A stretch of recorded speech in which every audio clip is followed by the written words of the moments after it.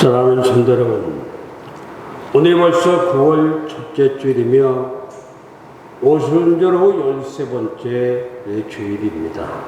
이번 주는 우리의 고유 명절인 8월 한가위 추석이 돌아오는 토요일입니다. 추석은 이런 유머가 있습니다. 도도 말고 돌도 말고 8월 한가위만 되라고. 추석은 즐겁게 보내시기를 바랍니다. 아멘. 아멘. 아멘. 성도 여러분, 하나님은 사람을 사랑하십니다. 아멘.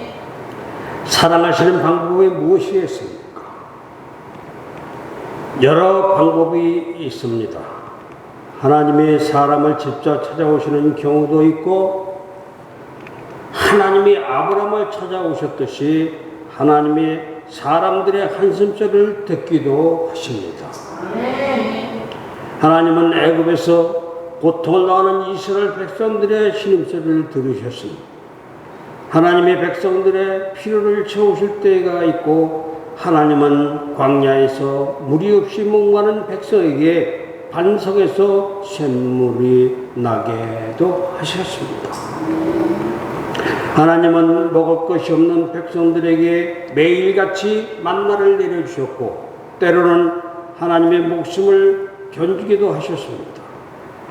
뒤에는 애굽 군대가 쫓아오고 앞에는 그 홍해가 가로막혀 진퇴양난한 백성들에게 하나님이 홍해를 갈라서 백성을 건너게 하셨으며, 그리고 애굽 군대가 홍해 가운데로 들어올 때 바다를 합하여 애굽 군대를 수장시키기도 하셨습니다.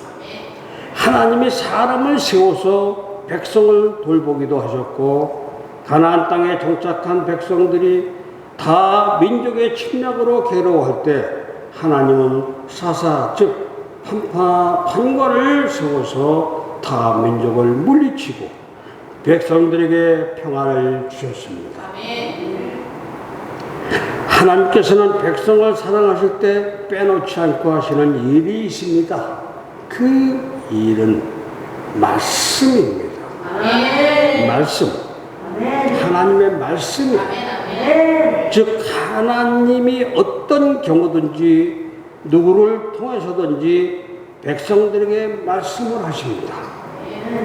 하나님의 백성들에게 말씀으로 위로하시고 인도하시는 일이 백성을 사랑하시는 최고의 방법임을 믿으시기를 바랍니다. 아멘. 아멘이요. 성도 여러분, 톨스토이의 글 가운데 이런 이야기가 나옵니다. 하루는 자기 집에서 일하던 두 종이 서로 싸우고 있습니다. 큰 소리가 들리자 톨스토이가 나서보니 종 둘이 서로에게 별명을 붙인 것이 감정을 상하게 하였던지 서로 말다툼을 하고 있었습니다. 좀 홀쭉하게 생긴 종이 뚱뚱하게 생긴 종에게 곰이라는 별명을 붙였습니다. 그러자 곧 뚱뚱하게 생긴 종이 훌쩍하게 생긴 종에게 원수라고 별명을 붙인 것입니다. 곧 이 곰 원숭이 하면서 서로 티격태격 언쟁을 합니다. 이 모습을 본 톨스토이는 싸움을 말리기 위해 먼저 훌쩍하게 생긴 종에게 이렇게 말했습니다. 내가 저 사람을 곰이라고 불렀지, 너는 저 사람이 곰이기 때문에 곰이라고 부르게 된 것이 아니라 내 마음 속에 곰과 같은 마음이 있기 때문에 저 사람을 곰이라고 부른 것이다. 그리고 그 곰이란 별명을 가진 뚱뚱한 종에게는 네가 저 사람을 원숭이라고 불렀지, 그것은 내 마음에 원숭이 같은 마음이 있기 때문에 저 사람이 내게 원숭이처럼 보이는 것이다 라고 말을 했습니다. 성도 여러분, 이것은 우리에게 주는 교훈이 있습니다. 바로 내 마음의 상태입니다. 마음의 상태. 믿음의 마음을 가지게 되면 이 세상 모두가 하나님의 창조물로 보입니다. 하나님의 사랑의 마음을 가지면 모든 것이 사랑스럽게 보입니다. 그러나 미움과 원망의 마음을 가지면 모든 것이 미움과 원망의 눈으로 보입니다. 그러므로 우리가 어떤 시각으로 사람을 보냐에 따라서 다른 사람을 헐뜯을 수도 있고 격려할 수도 있습니다. 중요한 것은 어떤 마음을 가지고 사느냐예요. 어떤 마음을 가지고 사느냐. 오늘 본문 앞 로마서 7장을 보면 사도 바울에게는 늘 괴로운 것이 있었습니다. 무거운 짐이 있었습니다. 그것은 자신이 신자가 되고 사도가 되었는데도 늘 마음에서 죄가 떠나지 않는 것이었습니다. 신자가 되고 사도가 되면 성령이 충만하여 주님 생각, 은혜 생각으로 입에서 늘 거룩한 말이 나올 줄 알았는데 그게 아니었어요. 마음에 죄가 있고 악을 행하고 있었어요. 로마서 7장 18절에서 19절 말씀을 보면 내 속 곧 내 육신에 선한 것이 거하지 아니하는 줄을 아노니 원함은 내게 있으나 선을 행하는 것은 없노라.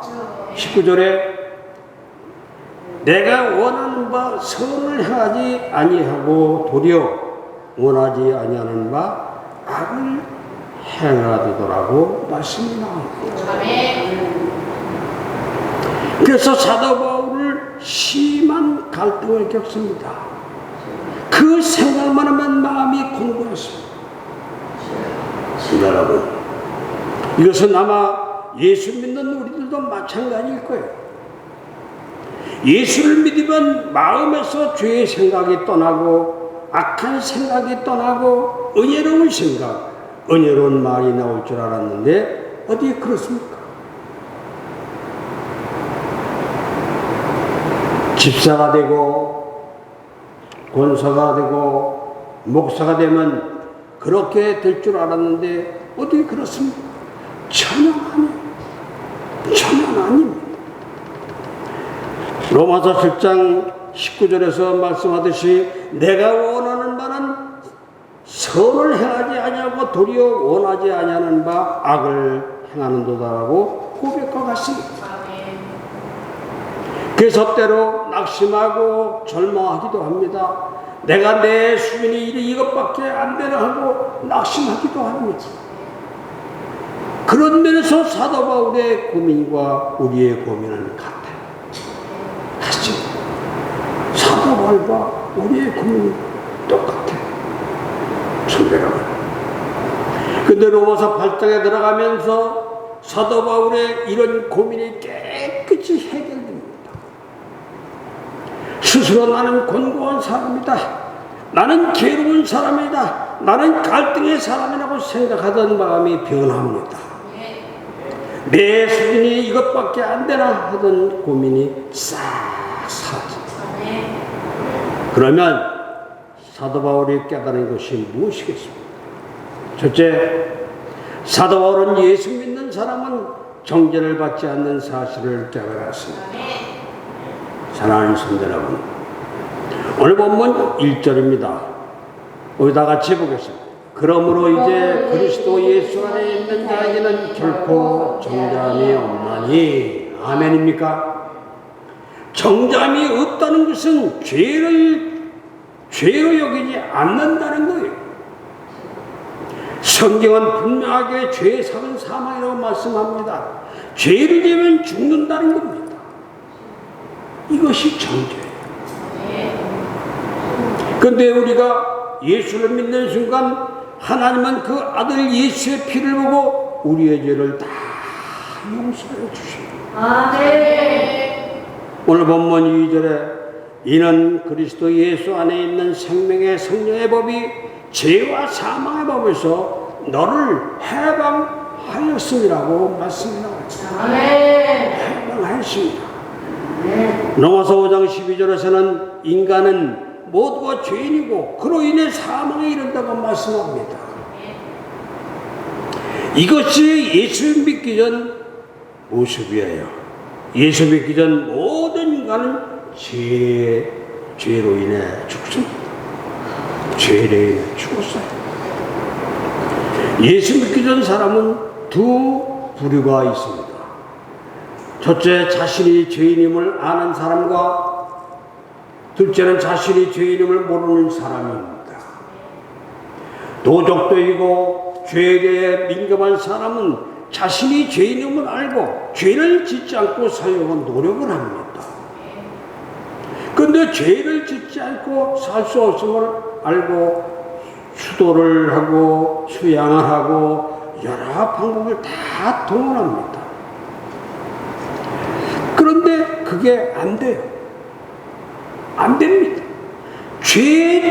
이 죄책감만 더 커져요. 그래서 사도 바울과 같은 고백을 합니다. 빌립보서 1장 24절에 보면 오라 나는 곤고한 사람이로다. 이 사망의 몸에서 누가 나를 건져내라.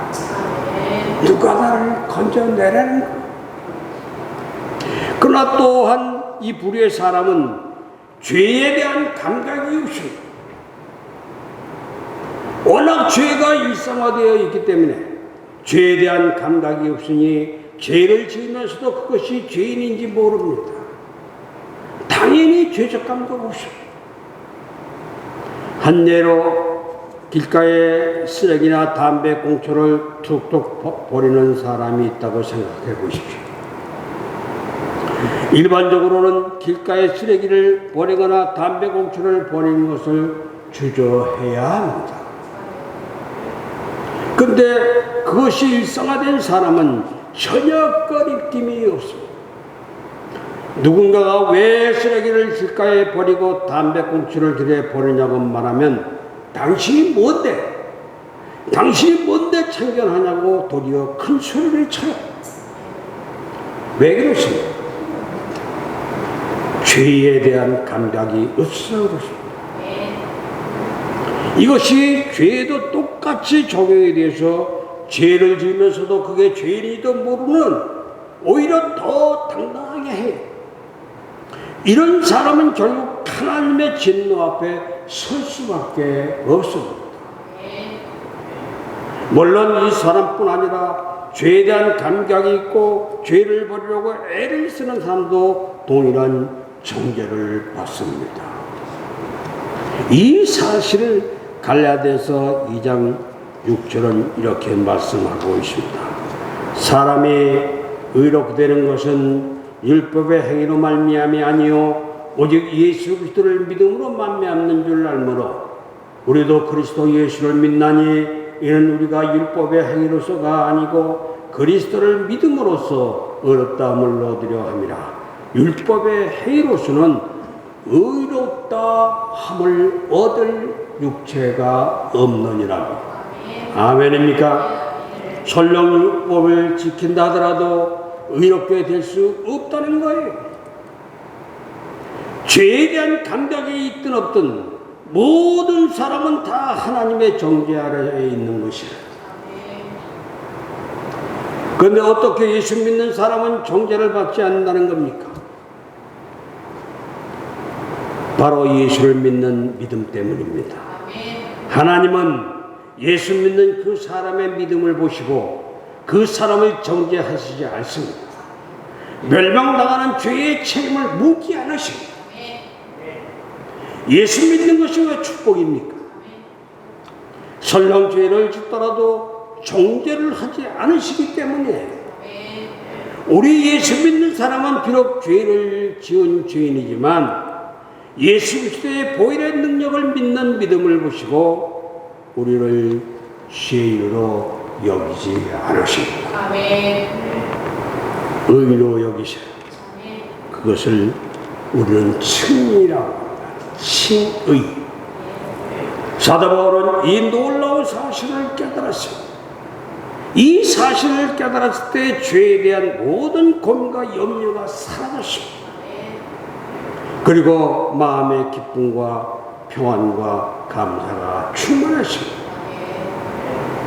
우리도 예수 믿는 우리들에게 하나님의 정잠이 없다는 사실을 깨달아 사도 바울의 마음이 되시기를 축복합니다. 아멘. 아멘이요. 아멘. 두 번째로 사도 바울은 예수 믿는 사람은 죄에서 해방되었다는 사실을 깨달았습니다. 사랑하는 성도 여러분, 오늘 2절 본문 2절 말씀입니다. 2절에 이는 그리스도 예수 안에 있는 생명의 성령의 법이 죄와 사망의 법에서 너를 해방하였으리라고. 아멘입니까? 해방이라는 말은 그 영향에서 완전히 벗어났다는 말이에요. 예수를 믿으면 죄와 사망에서 해방된다는 말은 더 이상 사망의 죄가 그 사람을 미치지 못한다는 말입니다. 사람에게 제일 되는 고민은 죽는다는 겁니다. 죽는다는 것. 사람들은 본능적으로 죽음을 싫어합니다. 죄의 상이 사망이기 때문에 이런 사실을 인정하지 않고 심지어 몰라도 왜 사람이 죽음을 싫어하느냐 하면 성경대로 보면 죽음 이후가 두렵기 때문이고 심판이 있음을 본능적으로 알기 때문입니다. 그런데 예수를 믿는 사람은 죽음이 두렵지를 않습니다. 죽음 후의 영광을 바라보기 때문에 물론 그렇다고 예수 믿는 사람이 일부러 죽음을 선택해서는 안 됩니다. 하나님은 모든 사람에게 사명을 주셨고 달란트를 주셨으며 은사를 주셨습니다. 그 이유는 세상에서 자신만이 감당해야 할 사명이 있기 때문이에요. 사명이 있기 때문입니다. 내가 볼 때 내가 부족해 보여도 나에게 사명이 있습니다. 나만이 할 수 있는 일이 세상에 또한 교회에 분명히 있습니다. 그것이 달란트이고 사명입니다. 그리고 은사예요. 우리는 그 사명을 다하고 주님 앞에 서야 합니다. 그래서 믿음의 사람은 불신자들처럼 죽음을 두려워하지를 않습니다. 목회자로서 임종을 지켜보는데 특징이 있습니다. 믿음의 사람들은 마지막 순간 그의 얼굴이 환해집니다.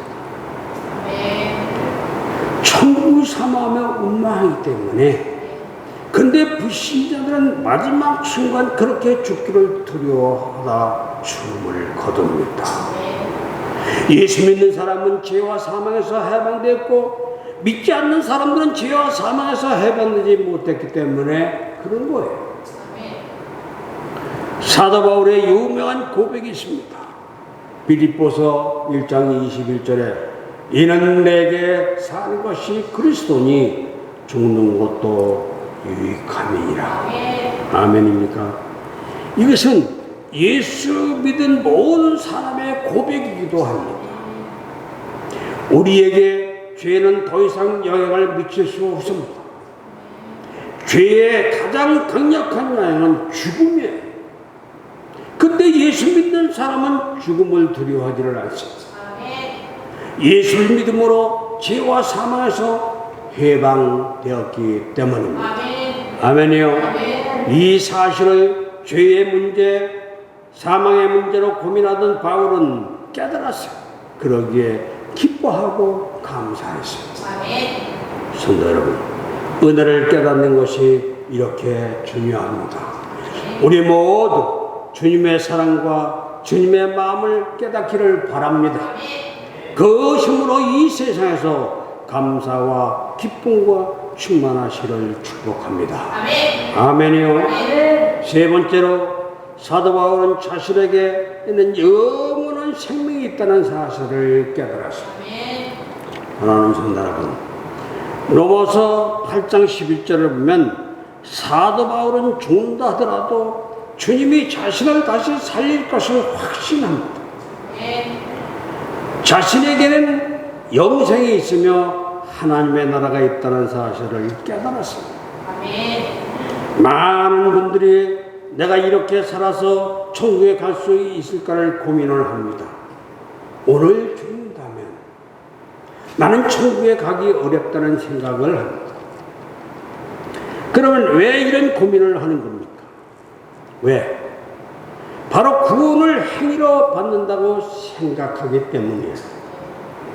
구원을 노하기 때문에 그렇습니다. 천국에 가는 것은 영생을 얻는 방법은 철저하게 믿음입니다. 믿음. 우리는 100번 죽었다 깨어났다고 할지라도 절대로 행위로는 구원을 받지를 못합니다. 예수의 죽으심과 그것을 믿는 믿음이 없으면 죄가 그대로 있기 때문이에요.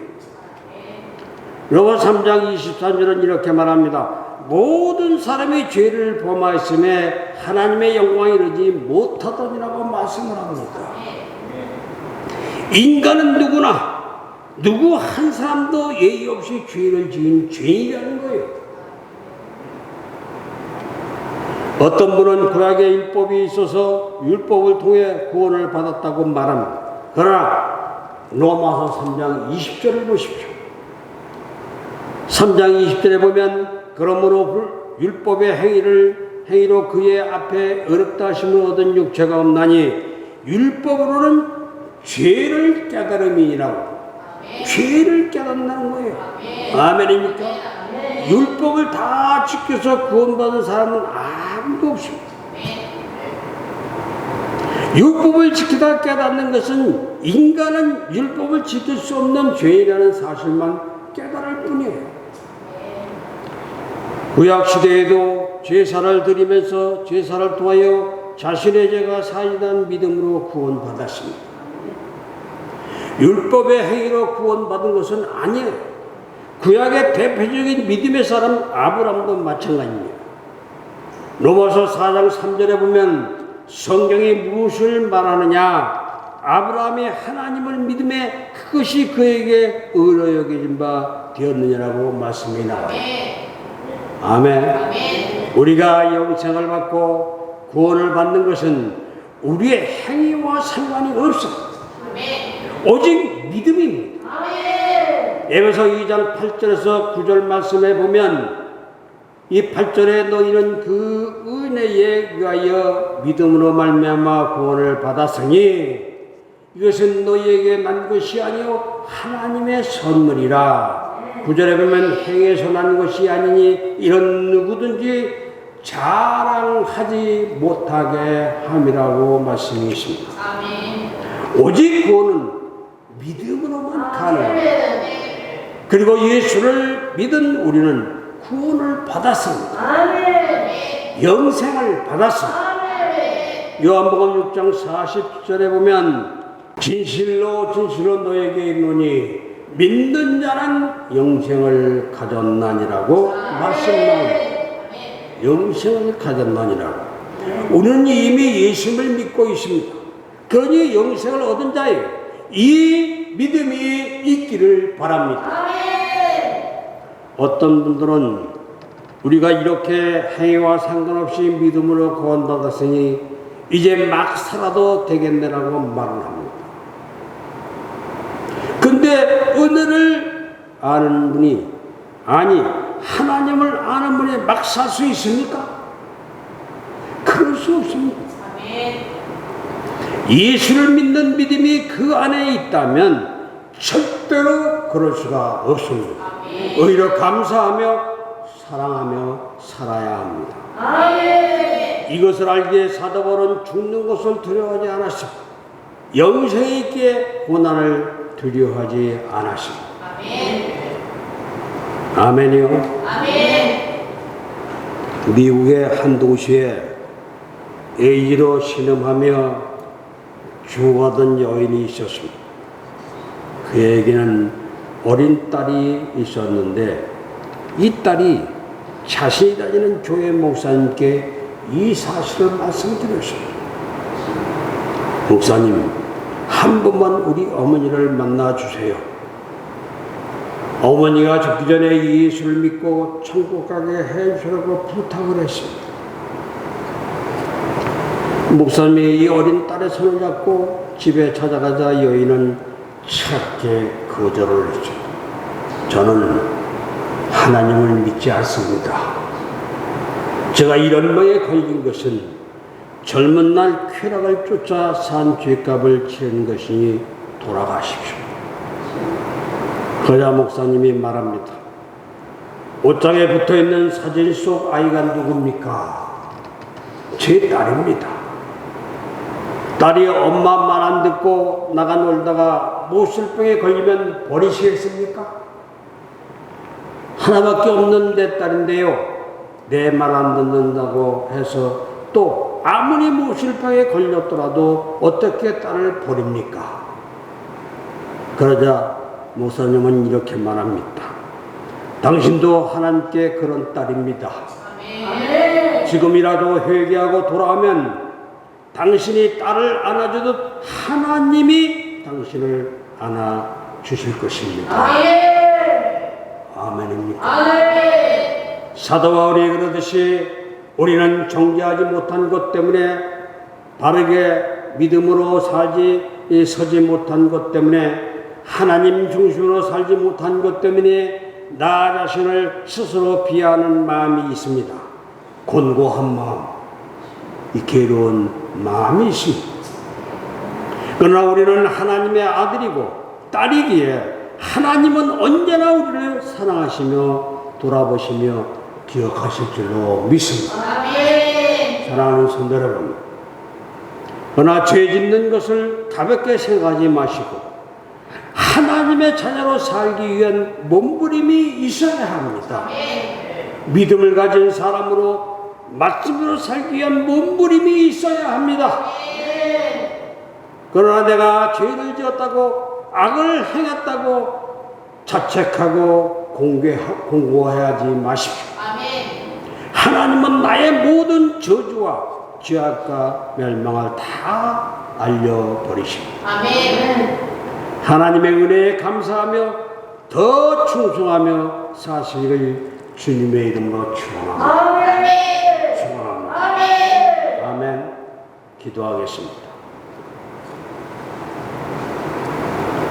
말씀의 은혜로 사랑을 베풀어 주시는 하나님 아버지, 하나님께서 말씀으로 우리를 죄악에서 구원하여 주시고 성령으로 은혜를 베풀어 주시는 사랑을 주셨으니 감사하고 감사합니다.